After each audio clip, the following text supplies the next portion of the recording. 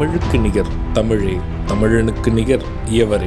2 அடியில் நம்மால் எதுவும் செய்ய இயலாது என்று எண்ணும் மனிதனிடத்தில் 2 அடி குரலில் எதையும் நம்மால் செய்ய முடியும் என நம்பிக்கையை ஊக்குவித்தது திருக்குறள். வணக்கம் ஐயா. வணக்கம்.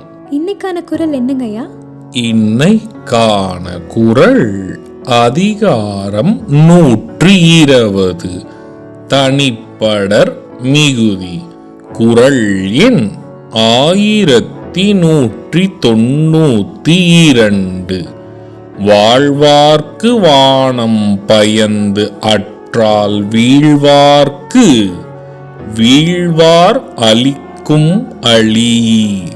இந்த குறளுக்கான பொருள் என்னங்கய்யா? இதற்கான பொருள் தம்மை விரும்புவோர்க்கு தாம் விரும்பி அளிக்கும் சுகம் உயிர் வாழும் மனிதர்க்கு மேகம் பொழிகின்ற மழை போல் மகிழ்வும் நலமும் பயனும் கொடுக்க கூடியதாகும். இதுக்கு ஒரு சின்ன உதாரணம் சொல்றீங்களா?